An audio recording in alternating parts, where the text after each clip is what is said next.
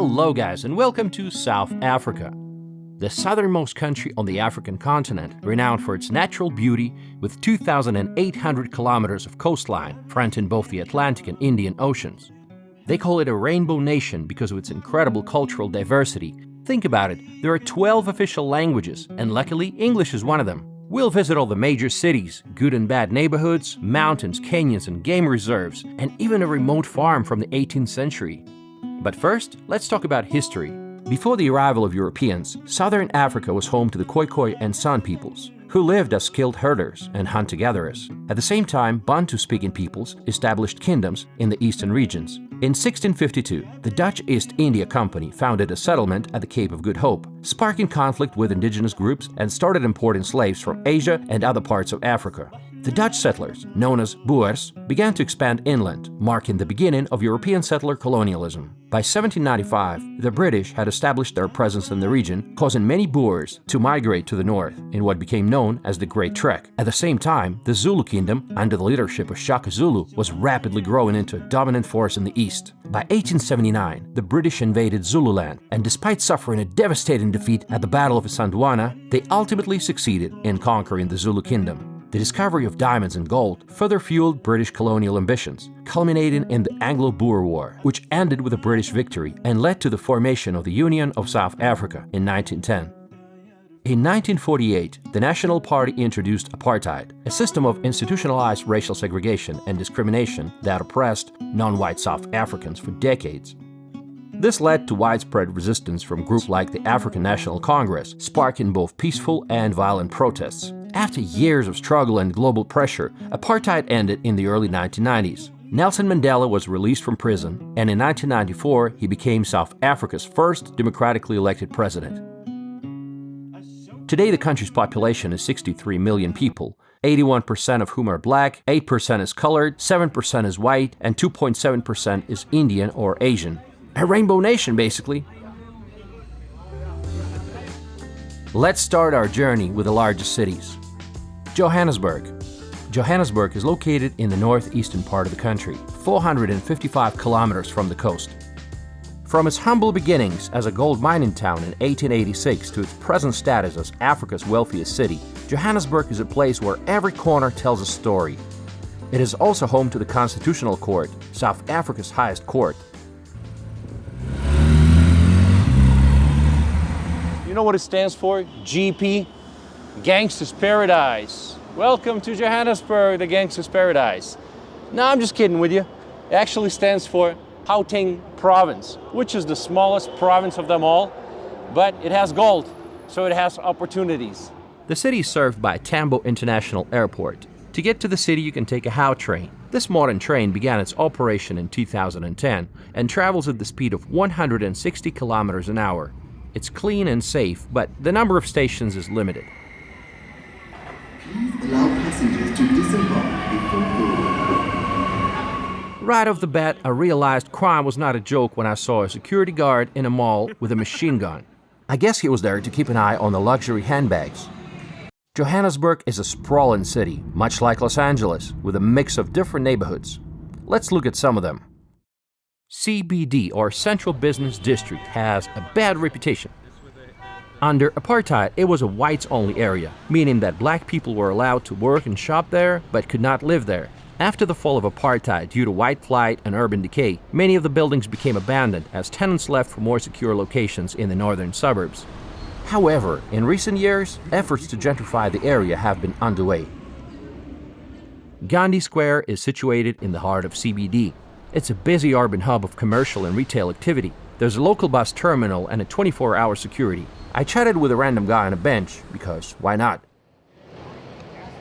Live around this area? So, no, I live in a shelter, so I mainly walk around, asking people for help. But yeah, I don't mug people, so don't worry, your camera's safe. Don't worry, your camera's safe. Yeah. Appreciate that. Yeah, don't worry, your camera's safe. Yeah, I don't mug people, so what brings me to the square? I'm familiar with a whole lot of people around here, so the people that pass here are the people that help me. So me, if I rob you, or if I rob him or her, who's gonna help me tomorrow? Some of the landmarks include the Hillbrow Tower, the highest structure in the city, Constitution Hill, a former prison complex but now a museum that showcases the harsh realities that inmates faced during apartheid, including Nelson Mandela and Mahatma Gandhi. Apartheid Museum illustrates the events and human stories during that time. And Joburg Theatre. It's a venue that stages both Broadway musicals and homegrown productions. Oh, look, Trevor Noah. Yes, he also comes from Johannesburg.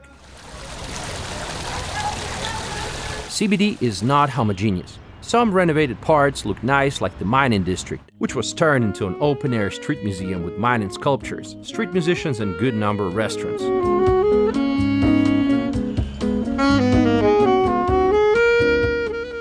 Or Maboneng Precinct, that's been transformed from a cluster of warehouses to a space with street art, galleries, coffee shops, and high-end residential buildings. Maboneng is literally the city of lights. So if you want to get an authentic feel for Johannesburg itself, come and see where the locals actually like to party.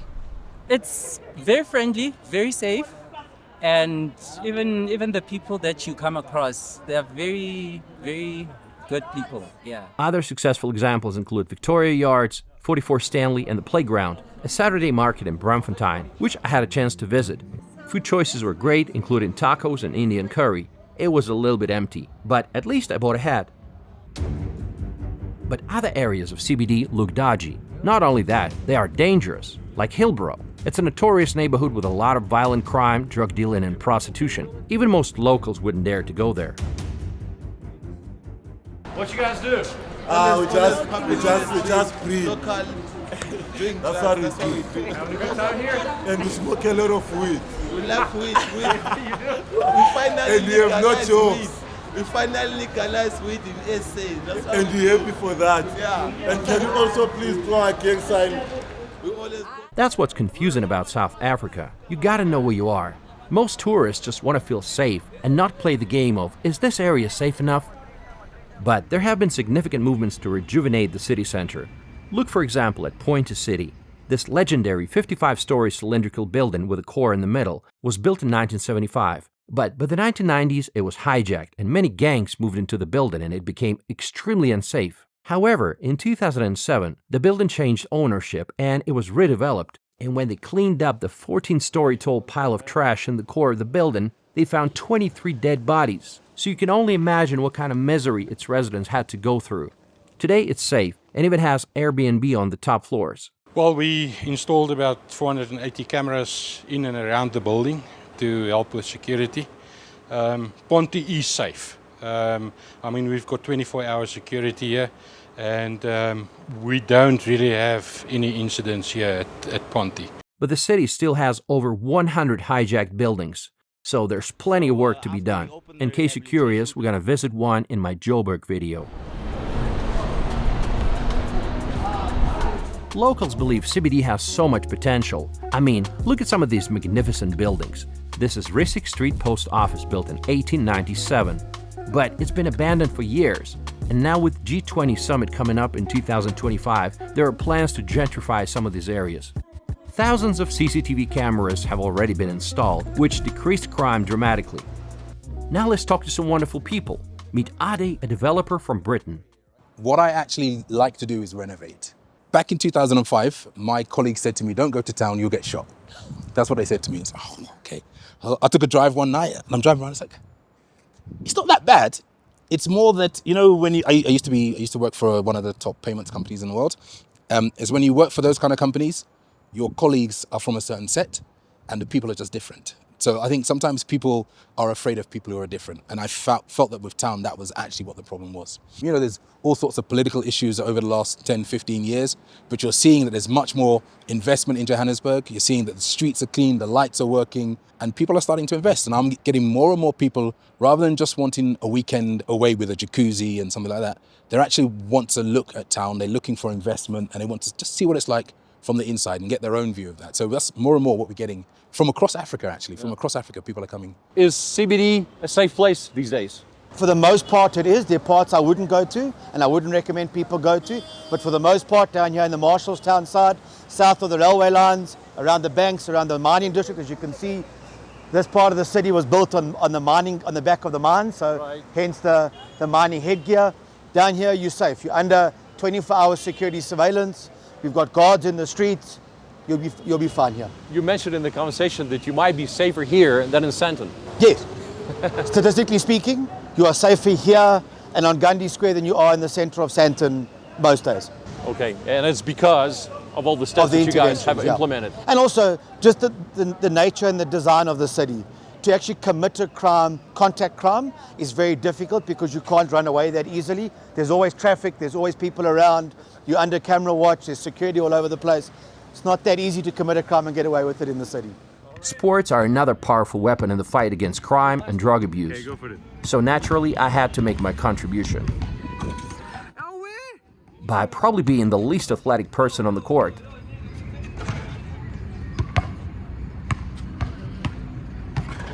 Another interesting neighborhood to visit is Soweto. Under apartheid government, many black South Africans were forcefully relocated from the city to Soweto. Once had a bad reputation, but Soweto has come a long way since the dark days of the 1980s. What I saw was good roads, shopping malls, and a huge focus on sports with a number of stadiums like F&B Stadium, which hosted FIFA games, Orlando Stadium, and Nike Football Training Center, which was filled with people.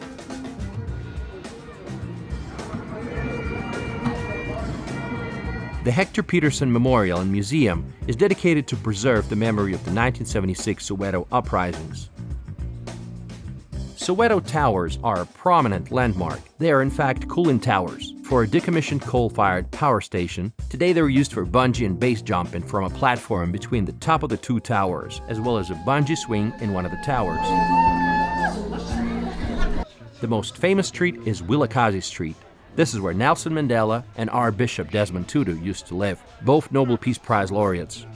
It was Desmond Tutu who coined the term Rainbow Nation to describe post-apartheid South Africa after the country's first democratic election in 1994.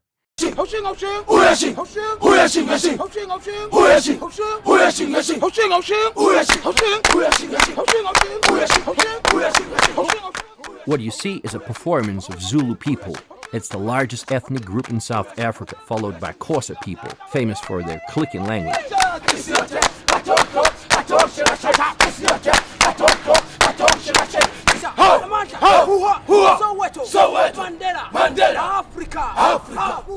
Now let me try to speak some Zulu. Sawubona unjani? Siyaphila unjani? Siyaphila. Nikigela coffee? Coffee. Amazing. Oh. Thank you.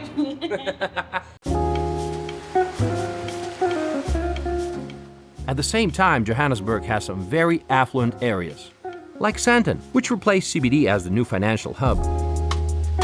It hosts Johannesburg Stock Exchange, the largest in Africa, company's headquarters, and Nelson Mandela Square, a large shopping district resembling a traditional European town square, as well as Monte Casino, a popular leisure and casino complex. Yes, gambling is legal in South Africa. Sandton is where you find the fourth wealthiest neighborhood in the country, Sandhurst, with an average home price of $1 million, and the city's most luxurious hotel, Saxon Hotel, where Beyonce and Jay-Z, Oprah, and other celebrities stay for $5,000 a night. And apparently it's the best hotel in the whole of Johannesburg. But you can always come here to have lunch. Is the exact same sandwich for Mr. David. Rosebank is another northern neighborhood. It's a trendy suburb with an outdoorsy atmosphere, bars, hotels, clubs, and several shopping malls including the Mall of Rosebank and The Zone. Another one is Melrose Arch. It's a stylish neighborhood with high-end fashion stores, cafe culture, and supercar dealerships.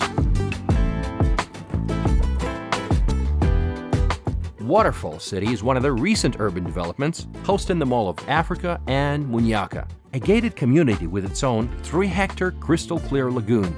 This is the biggest artificial beach in Africa. Would you like to see a $3 million penthouse? Let me show you what this kind of money can buy you in Johannesburg. Welcome to your slice of South African paradise. This is probably the most expensive apartment for sale in Johannesburg.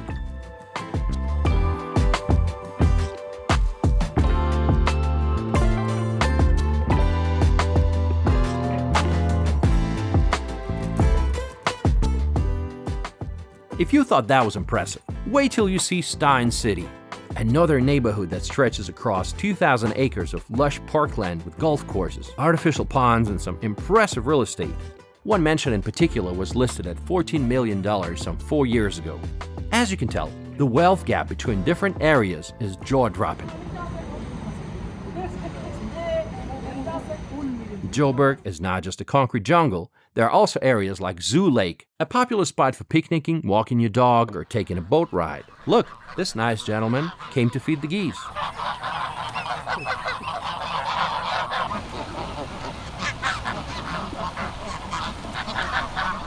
Outside of Joburg, you'll find beautiful countryside in places like Hartbeespoort Dam, where you can take a cable car to get to the top of the mountain and enjoy the views.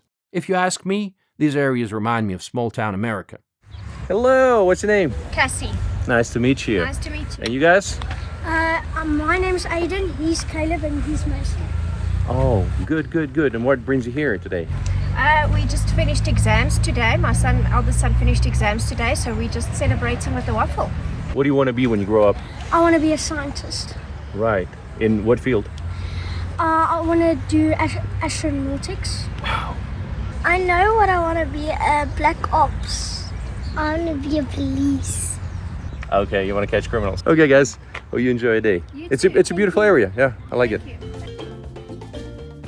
Now, let's jet off to Cape Town, South Africa's second largest city.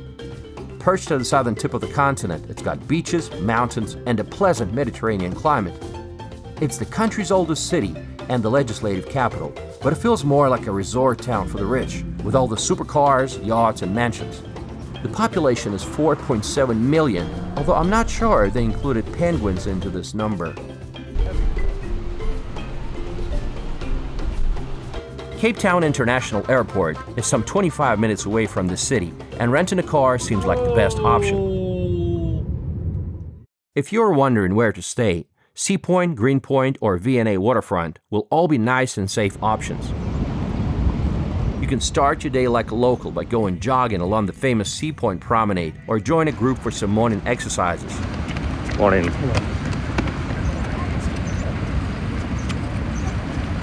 Sea Point is an affluent suburb, famous for its beachfront apartments and the many bars and restaurants that line its streets.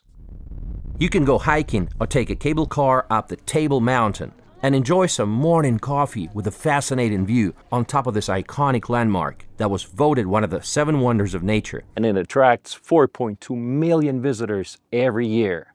Now, the flora and fauna of Table Mountain National Park is very unique because 70% of it is endemic, meaning the species of plants and animals can only be found here and nowhere else in the world. Like fynbos, a unique mixture of natural vegetation in southwestern South Africa. The V&A Waterfront is a bustling area of Cape Town with lots of street entertainers, dancers, and musicians. There is a heavy security presence, so safety is not an issue. It is home to some luxurious apartments at Waterfront Marina. There are so many things to do. Ride the Cape Wheel, take a sunset cruise, go kayaking at Battery Park, visit a diamond museum, or the Two Oceans Aquarium. I've been to a lot of aquariums around the world, and this one is incredible.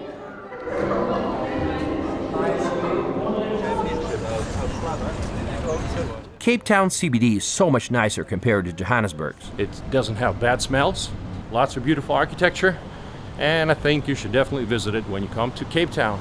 It has some magnificent historical buildings such as Cape Town City Hall, a large Edwardian building built in 1905. This is where Nelson Mandela gave a famous speech after his release from prison. And the Castle of Good Hope, a 17th century bastion fort. Can you believe that's the oldest building in the country? And of course, in CBD you find Houses of Parliament, because Cape Town is the seat of the Parliament of South Africa. Lawn Street is a party street, and every first Thursday of every month they have a party day. Streets are filled with young people partying and going crazy. Yeah, feeling the vibe? It's happening here. B Street. I'm here from Colombia. We here for the party. Where are you going to? Which club or bar? Okay, the club right there. We have good nights. Right. Yeah. Okay. Thank you. It's awesome.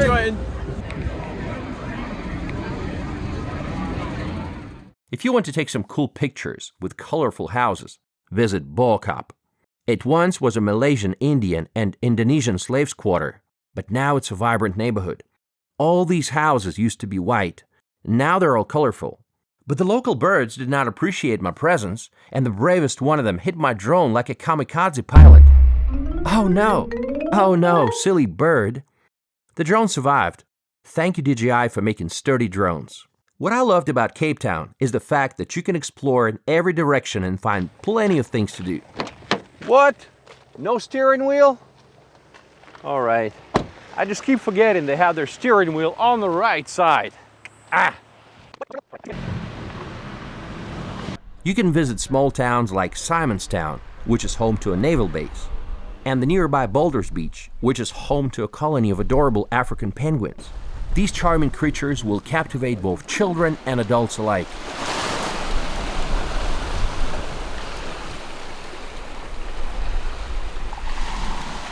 You can visit the town of Hermanus to see the whales, or Hout Bay to see sea lions. Continue your journey and visit the Cape of Good Hope.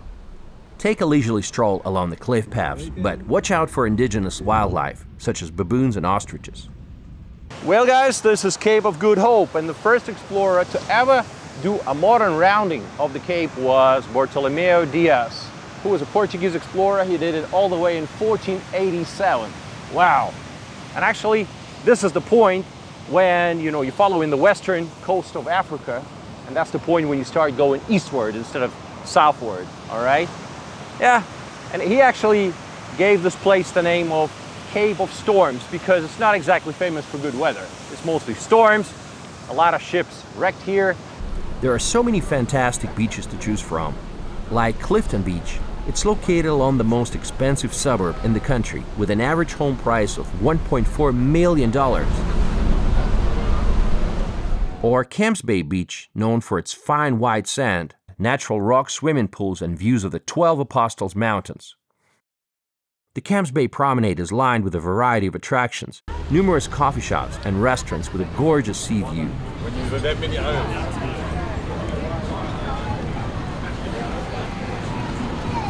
Now look at Landando Beach. It's for those who love secluded places. Or Long Beach. Look how long it is.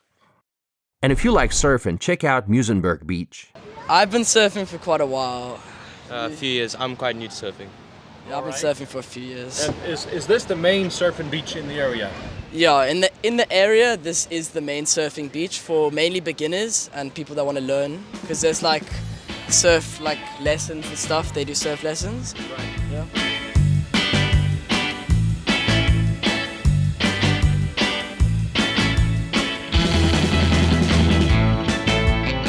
If you like coffee and exotic cars, check out Motor Village Constantiaberg. These guys are great.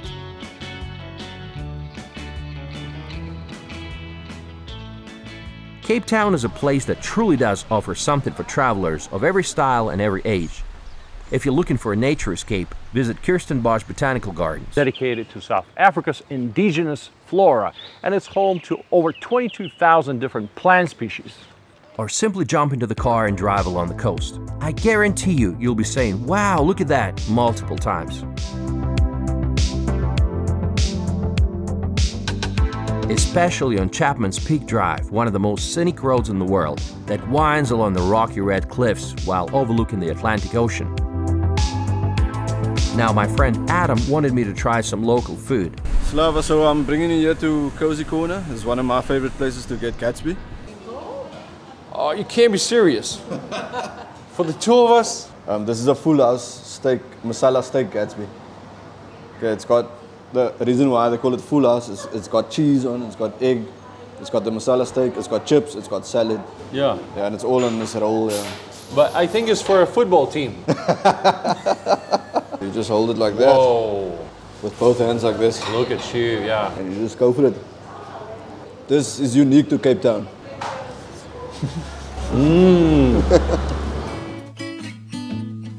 Some 40 minutes away from Cape Town, you can visit Stellenbosch, South Africa's most famous wine region, with over 350 wineries. You can take a wine tram in the town of Franschhoek and visit a number of wineries and sample different wines all in one day. And I thought it was a brilliant idea because you don't want people to be driving drunk. Cheers, guys. Oh, cheers. I don't know if any UK people from UK follow you, but if they do, you can do like a pub crawl, but with wine farms from wherever you wanted into the I wouldn't quite say a pub crawl. I would say more of a wine tasting experience. If you're earning money in the UK and you bring that money here, it goes a lot further and everything's sort of half the price. But anyways, cheers.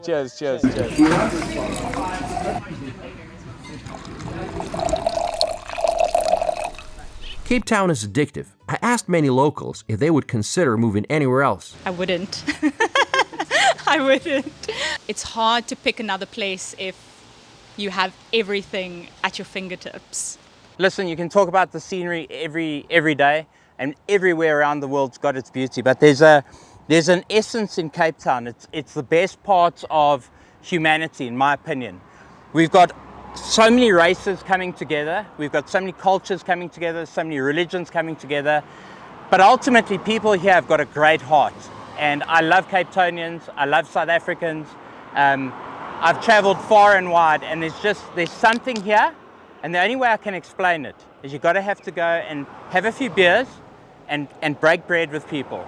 Then you'll understand the heart. And South Africans will take the shirt off their backs for you, and Cape Townians are no different. And I've got to tell you, coloured people in Cape Town, the best. They've got the best sense of humour. Is Cape Town safe?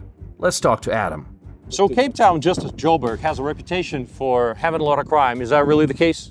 That's true, yeah. I think maybe Cape Town is a little bit safer than Joburg, I would say. I've had bad things happen to me before. I've been attacked personally before. 2 guys tried to rob me. I got stabbed. Two guys, attacked me. They stabbed me in my arm over here. Last year also, I got attacked in a bar fight, and I had nothing to do with it. I was just trying to help out. Some guy stabbed me in the back. Wow. I think it was with a broken bottle or something. Right. So yeah, crime does affect us all, yeah. Right. That's the sad part about this beautiful place. Tourist part of Cape Town and non-tourist part are like 2 different worlds. One moment you're in Camps Bay, sipping sparkling wine, admiring the sea view, and some 20 minutes away you can find yourself in an informal settlement with no electricity or water. I took a township tour. We visited Langa, one of the first townships, home to 52,000 people. This is what it looks like. They showed us the local cultural center where people draw, do pottery, make custom jackets and play drums. It was a good experience.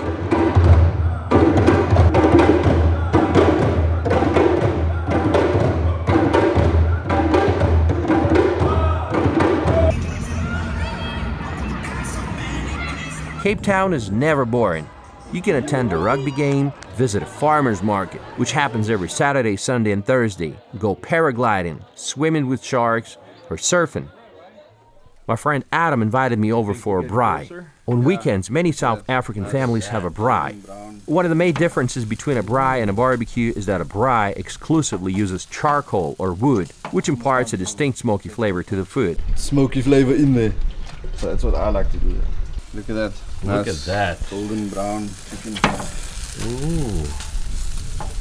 Also, I tried boerewors, and that's one of the signature dishes of South African cuisine. And it's minced meat. It's a sausage that's traditionally braaied. It most likely came from the Dutch. We had a lovely time. Now, let's relocate to the 3rd largest city, Durban. It's a city with a population of 4.2 million located in KwaZulu-Natal province. My first impression? This place is drop-dead gorgeous. As you approach the city, the scenery explodes with vibrant greenery, rolling vineyards, grazing horses and cattle dotting the landscape. They call Durban the Miami of South Africa, and it's easy to see why. The city is perfect for beach lovers, and look at those Art Deco buildings. They could fit right in on Miami Beach. Let's look at some nice places. Durban is home to Ushaka Marine World. This popular water park features thrilling slides, a lazy river, and a one-of-a-kind aquarium built into the old cargo shipwrecks. Matter of fact, the largest in the southern hemisphere. The Durban Botanical Gardens is a gorgeous park that showcases African plant species. Did you guys know that Durban Botanical Gardens is the oldest botanical garden in the whole country of South Africa. Yeah, it's true. 175 years old. My tour guide Ruth told us about a local plant that most likely will go extinct. And what's really special is what we have behind here, which is cycad woody. So there is only male plants that are still exist. They have never found any female plants out in nature. So once these plants are actually died, they're going to be extinct. So that's one of the real special plants that we still have in the botanical gardens. Sugar refining is one of Durban's main industries. South Africa produces 20 million tons of sugarcane a year. Durban CBD seems kind of sketchy with lots of homeless people, so I don't recommend going alone. But it has some historical architecture like Durban City Hall, an Edwardian neo-Baroque style building, almost an exact replica of Belfast City Hall in Northern Ireland. Or the Durban Central Post Office, a Victorian style building that was originally erected in 1885 as Durban's first town hall, but now it's in a very rundown state. Durban has the largest port in sub-Saharan Africa, and this is the oldest yacht club in the country, Royal Natal Yacht Club, established in 1858. Sometimes it gets almost comical. You see hundreds of luxury yachts, and from the same spot you can see a hijacked building with broken windows. Florida Road is one of the city's trendiest streets. And this place has a lot of historical buildings, lots of cafes, and lots of things to do, and it's one of the most popular spots in the city. Here people gather to shop, eat, drink, and enjoy Durban's seemingly endless summer. Durban is ethnically diverse, with Zulus forming the largest single ethnic group, followed by Indians. In fact, Durban has the largest population of Indians outside of India. One must try local delicacies, bunny chow. But don't let the name confuse you. There's no bunny involved. Instead, it's a hollowed-out loaf of bread, generously stuffed with aromatic curry. It's a substantial and flavorful meal. The area around Victoria Street Market is always super busy. You can visit the market if you're looking for some authentic Indian spices, Zulu traditional attires, or traditional herbs. This area is predominantly Muslim, and there's a historic Juma Mosque built in 1930. Emmanuel Cathedral and Juma Mosque, okay. Yes, yeah. They do work together, and they have always worked together. So the bishop, which was Bishop Hurley, and the imam, they always worked together. As in, like, also demonstrating against apartheid in the old days. And in a month's time, we're going to have Christmas. So what will happen, the Muslims actually go to the mass in the cathedral, and when it's Ramadan or the end of Ramadan, the Christians will go across to the mosque and celebrate the end of Ramadan together. So where else in the world do you find that? Isn't that beautiful? But the number one attraction in the city is the Durban Golden Mile. It's an 8-kilometer long stretch of gorgeous golden sands where locals love to go jogging, swimming, and enjoying the warm waters of the Indian Ocean. Durban was one of the host cities of the 2010 FIFA World Cup, for which the Moses Mabhida Stadium was built. This gave the city the world recognition and a chance to grow tourism. Unfortunately, Durban isn't the tourist magnet it once was. Fallen standards, infrastructure issues, and safety concerns have made the city less appealing to holidaymakers. It is sad to see a city with such potential struggling to maintain its shine.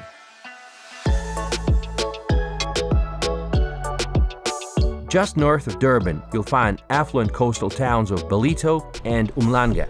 They both seemed nice, but I didn't get a chance to explore much or fly my drone because it was a super windy day. We finally got to the Indian Ocean, guys. This is Mpumalanga, which is part of Durban. And of course, Indian Ocean is warmer than the Atlantic. But it's so windy today. So I don't feel like going swimming. Nah, not today. The smell of the sea is so good. Oh, I've been missing this. And just like in other cities, you will find a lot of informal settlements around town. At least this one is on a hill, so it gets a great view. And finally, let's visit the fourth largest city, Pretoria. Pretoria has a population of 2.8 million people, and it's the administrative capital, serving as the seat of the executive branch of government, situated just 56 kilometers away from Johannesburg.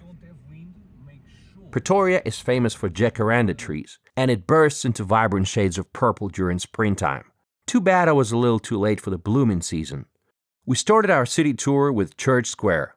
This square is surrounded by several historically important buildings: the Tudor Chambers, the Old Council Hall, and the Post Office. However, the most notable is the Palace of Justice, where Mandela and other ANC revolutionaries were tried and sentenced during the historic Rivonia trial. The dominant feature of the square is the statue of President Kruger in a tall hat with a cane. But honestly, Church Square has seen better days. It's hard to admire the masterpieces of the past and pretend not to notice the stench of urine in the air. It kind of ruins the experience. There are lots of homeless people and beggars. One rough-looking gentleman started approaching us with unclear intentions, and we had to retreat like the voetrekkers from the British. There's also an abandoned 1930s Capitol Theater, which we sneaked into to admire its past glory. Even the Sheraton Hotel that we visited for coffee was empty. Look, even the pool has turned green. Is this a ghost town?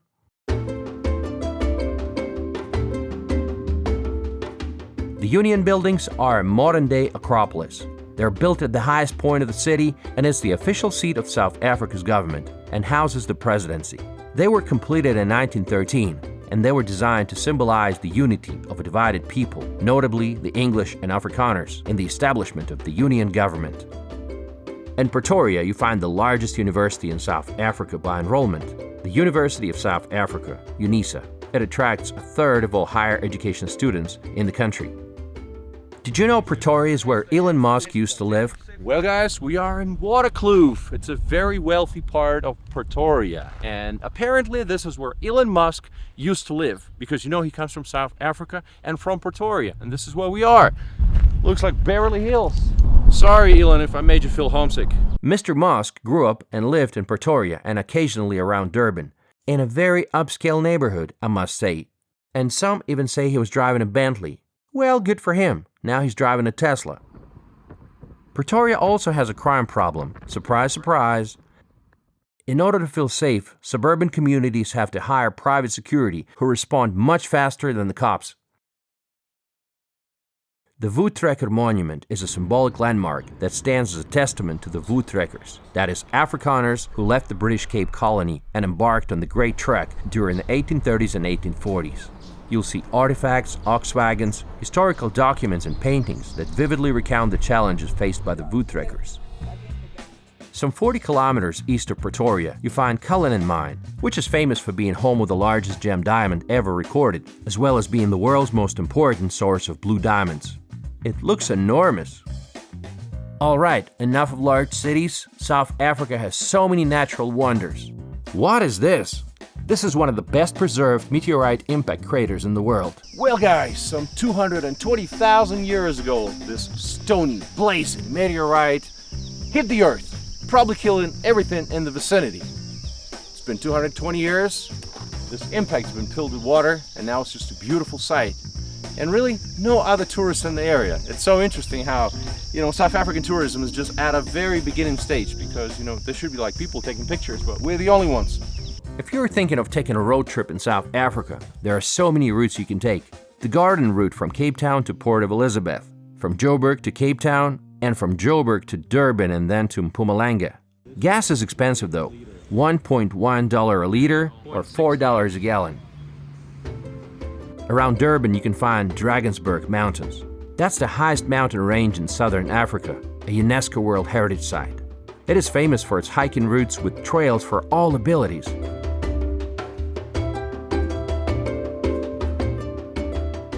If you love breathtaking views, and who doesn't, you gotta visit Mpumalanga province in eastern South Africa, bordering Eswatini and Mozambique. Mpumalanga means place where the sun rises. 68% of land area in the province is used by agriculture.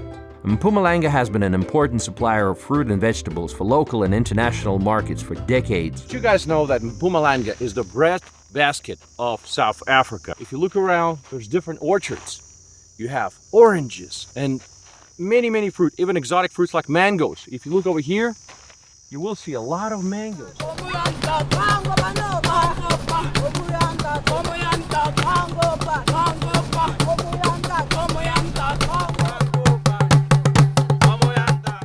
I recommend taking the Panorama route. It's an incredibly scenic area. The route starts at the town of Grasskop and includes places like God's Window that offers stunning views of the vast area with lush green valleys and rugged cliffs. There are so many waterfalls like Lisbon Falls, Berlin Falls, just too many to remember. This place is called Burke's Luck Potholes. During the Golden Rush era, Mr. Tom Burke was among other gold diggers hoping to find gold in these potholes. There's just so many natural beauties in this area. It's dotted with them. It's unbelievable, guys. It's amazing. You have to come here when you go to visit Kruger National Park. The Pinnacle Rock is a freestanding rock monolith rising from the thick surrounding bush like a lone sentinel. Grasscup Gorge Lift is a recreation area with a glass lift descending into the gorge, with a zip line and a suspension bridge. It's not for those who are afraid of heights. The Three Rondavels is a natural rock formation on the edge of the Blythe River Canyon. And finally, the Blythe River Canyon itself, the third largest canyon in the world and the world's greenest canyon due to its lush subtropical foliage. The good thing is that you can combine a Mpumalanga trip with a visit to the Kruger Park. Many people visit South Africa because of its nature game reserves, and the largest one of them is the Kruger National Park. It's enormous, 19.6 thousand square kilometers, almost the size of Israel. Okay, we're inside the Kruger National Park, and I thought it would take us a long time to see the animals, but really, we saw a monkey right away, we saw a turtle crossing the road, and now we got to see a lot of elephants. And this is so amazing, because I never expected to see animals in the wild, like elephants in the wild, you know, grazing on the grass like cows, and that's literally what's happening, you know. On both sides of the road you see animals here and there. I'm blown away. It's awesome. We saw many elephants, giraffes, springboks, and many other animals in their natural habitat. However, this is a big place and there are no guarantees which animals you're going to see. There are some fancy hotel options inside the park, like Kruger Shalati. It's a hotel inside of a train on a bridge. They also have a restaurant inside another train. This is where we stop to have breakfast. Oh, seems like our breakfast is ready. That is exciting. Thank you very much. Feeling like you're back in the 19th century traveling the countryside. However, we stayed in a different hotel, Blythe Canyon Wildlife Lodge.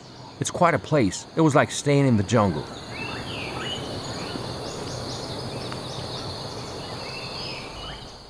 And this is what my room looked like. By the way, be careful approaching a giraffe. If you didn't know, a giraffe can kick in any direction, and its kick can even kill a lion or hyena. It was an amazing experience for some $70 a night with a breakfast. Thank you so much for staying at Blythe River Wilderness Lodge. See you soon. Bye. It's becoming a norm for people to drive around the Kruger Park in their sedans. But what are you going to do if you have a tire puncture? And that's exactly what happened to us. Imagine being stuck in the middle of a wildlife park the size of Israel.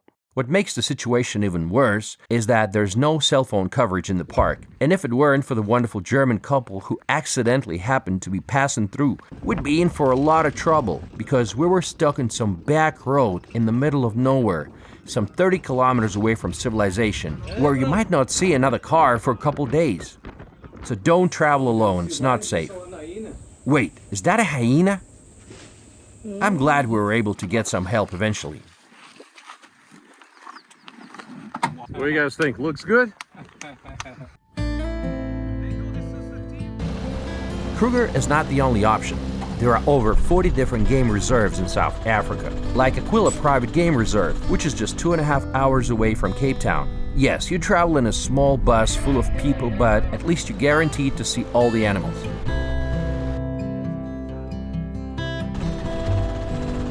Rhino poaching is still a big problem. Sadly, these animals are being slaughtered around Africa. A rhino horn can cost up to $60,000 per kilogram on the black market. That's why game reserves have to dehorn the rhinos, because poachers are so well equipped. They'll come at night in a helicopter with machine guns, and what are you going to do about it? Oh, and this place is not just about the animals. Aquila is a full-on resort with swimming pools, a spa, and all the luxury vibes. Safari, but fancy.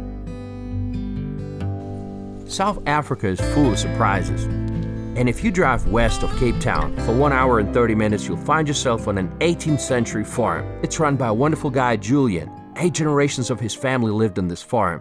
It's a huge one. He's got 120 cows, 22 horses, sheep, chickens, and old ox wagons. And the location is so amazing that it became part of many movie productions as well as big-name companies' commercials. His house is like a museum. If you want a separate video about this farm, let me know.